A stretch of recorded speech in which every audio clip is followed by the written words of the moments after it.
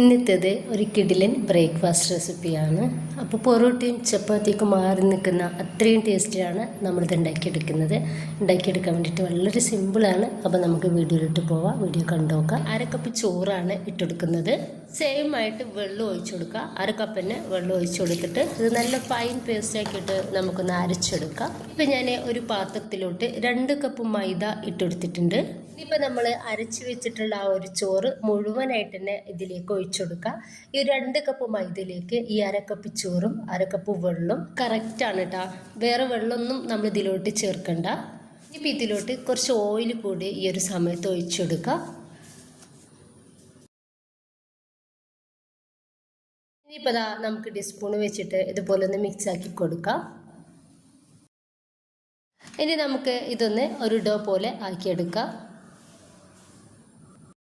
കയ്യിലേക്ക് ഒട്ടി പിടിക്കുകയാണെങ്കിൽ കയ്യിലൊക്കെ കുറച്ച് ഓയിലാക്കി കൊടുത്തിട്ട് നമുക്കൊന്ന് കുഴച്ചെടുക്കാം. ഇപ്പം ഞാൻ ഇതുപോലെ ഒരു ഡോ ആക്കി എടുത്തിട്ടുണ്ട്. ഇനി നമ്മൾ ചോറ് ചേർത്തെടുത്തത് കൊണ്ടിട്ട് തന്നെ നമുക്കിത് ഒരുപാട് സമയം വെച്ച് ഒരിക്കലും കുഴച്ചെടുക്കണ്ട. 2-3 മിനിറ്റ് മാത്രം ഒന്ന് കുഴച്ചെടുത്താൽ മതി.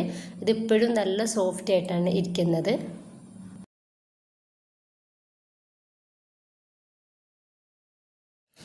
അപ്പോൾ ഞാനിതാ ഒരു 2-3 മിനിറ്റ് ഇതുപോലെ ഒന്ന് കുഴച്ചെടുത്തിട്ടുണ്ട്. ഇപ്പോൾ അത് നന്നായിട്ട് സോഫ്റ്റ് ആയിട്ടുണ്ട്. നമ്മളിത് റെസ്റ്റ് ചെയ്യാനൊന്നും മാറ്റി വെക്കുന്നില്ല. ഉടനെ തന്നെ നമ്മളിത് ഉണ്ടാക്കിയിട്ട് എടുക്കുന്നതാണ്.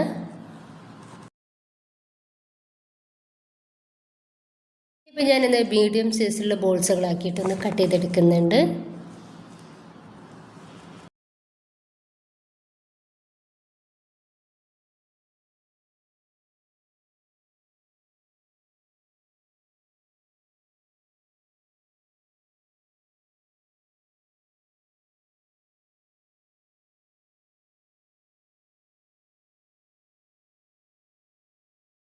അല്ലാതെ ഞാൻ റൗണ്ട് ഷേപ്പിലാക്കിയിട്ട് ഇതുപോലെ ഒന്ന് എടുത്തിട്ടുണ്ട്. ടോപ്പിലേക്ക് കുറച്ച് മൈദ ഇതുപോലെ ഇട്ടെടുക്കുക. എന്നിട്ട് ആദ്യം നിന്നും ഒരു ഡോ എടുക്കുക. എന്നിട്ട് നമുക്ക് ഒരു മീഡിയം സൈസുള്ള വലിപ്പത്തിൽ ഒന്ന് പരത്തിയെടുക്കുക.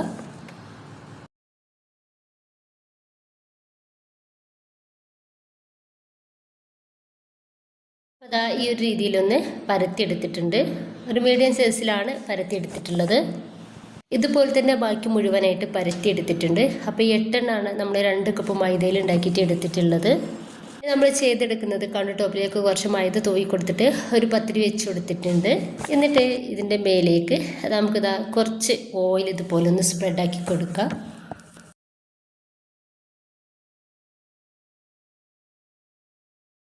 ഇതിൻ്റെ മേലേക്ക് കുറച്ച് മൈദ തൂവി കൊടുത്തിട്ട് കൈ വെച്ചിട്ട് ഇതുപോലെ ഒന്ന് റെഡിയാക്കി കൊടുക്കുക. ഇതിൻ്റെ മേലേക്ക് വേറൊരു പത്തിരി വെച്ചെടുക്കുക. അവിടെയും ഇതുപോലെ തന്നെ കുറച്ച് ഓയിൽ സ്പ്രെഡാക്കി കൊടുക്കുക. എന്നിട്ട് മൈദ തൂവി കൊടുത്തിട്ട് ഒന്ന് റെഡിയാക്കി എടുക്കുക. അപ്പോൾ ഇതുപോലെ ഞാൻ 4 പത്തിരി വെച്ചിട്ടാണ് ഒന്ന് റെഡിയാക്കി എടുക്കുന്നത്. അപ്പോൾ 2 സ്റ്റെപ്പായിട്ട് ചെയ്തെടുക്കുന്നുണ്ട്.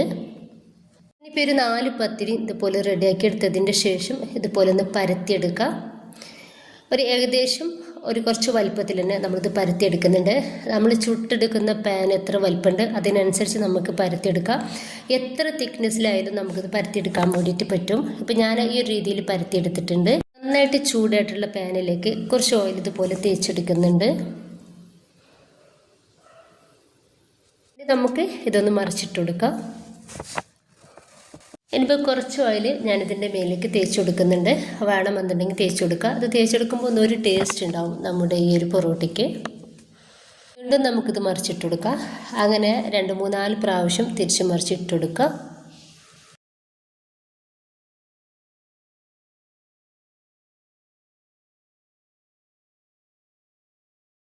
ഇനിയിപ്പോൾ നമുക്ക് ഓരോരോ പൊറോട്ടയായിട്ട് ഇതുപോലെ ഒന്ന് പാനിൽ നിന്നും എടുത്തു മാറ്റാം.